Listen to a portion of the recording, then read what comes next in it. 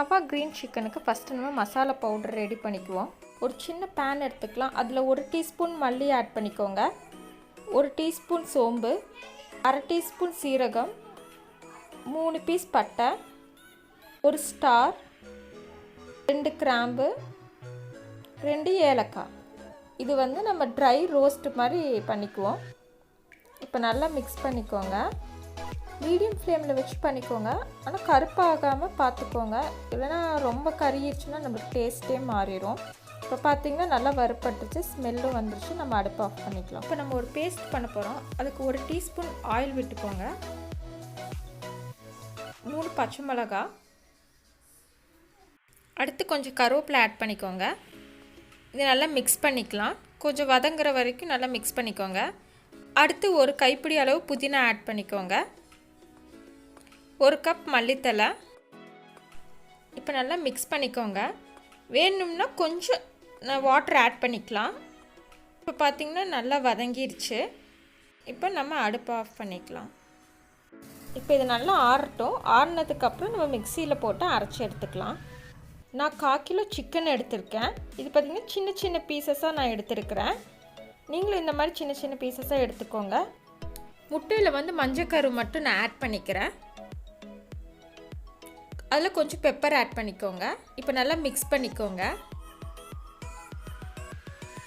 இப்போ மிக்ஸ் பண்ணியாச்சு. இப்போ நம்ம இதை எடுத்து சைடில் வச்சுக்கலாம். இப்போ நம்ம ட்ரை ரோஸ்ட் பண்ணோம்ல, அதை வந்து நான் ஒரு ஜாரில் போட்டு நம்ம தனியாக அரைச்சி எடுத்து வச்சுக்கலாம். இப்போ நான் ஒரு பவுலில் ட்ரான்ஸ்ஃபர் பண்ணிக்கிறேன்.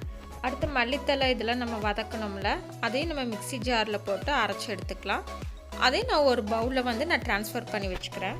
அடுப்பில் ஒரு தவா வச்சுக்கோங்க. நான் வந்து இரும்பு தவா தான் எடுத்திருக்கேன். நீங்கள் வந்து 8 டீஸ்பூன் வந்து ஆயில் ஆட் பண்ணிக்கோங்க.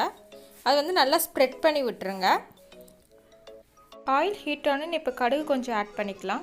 அதுக்கப்புறம் 1 கப்பு வந்து ஆனியன் ஆட் பண்ணிக்கோங்க. இப்போ நல்லா நம்ம ஆனியனை வதக்கிக்கலாம். ஆனியன் நல்லா வதங்கிருச்சு. இப்போ வந்து 2 டீஸ்பூன் வந்து இஞ்சி பூண்டு பேஸ்ட் ஆட் பண்ணிக்கலாம். இப்போ நல்லா மிக்ஸ் பண்ணிக்கோங்க. இஞ்சி பூண்டு பேஸ்ட்டு பச்சை வாசனை போகிற வரைக்கும் நல்லா வதக்கிக்கலாம். 2 பீஸ் பட்டர் ஆட் பண்ணிக்கோங்க. இது வந்து கண்டிப்பாக ஆட் பண்ணணும்லாம் இல்லை, உங்கள்கிட்ட இருந்துச்சுன்னா நீங்கள் ஆட் பண்ணிக்கோங்க, இல்லைன்னா ஆட் பண்ண வேண்டாம். இப்போ வந்து பட்டர் வந்து நல்லா உருகிற அளவுக்கு நல்லா வதக்கிக்கலாம். இப்போ நல்லா பட்டர் வந்து உருகிடுச்சு.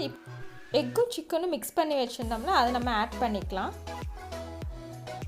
இப்போ நல்லா நம்ம வதக்கிக்கலாம். மீடியம் ஃப்ளேமில் வச்சு நல்லா மிக்ஸ் பண்ணிக்கோங்க. வாட்டர் எதுவுமே நீங்கள் ஆட் பண்ணாதீங்க, அந்த ஆயிலே நல்லா பண்ணுற மாதிரி வச்சுக்கோங்க.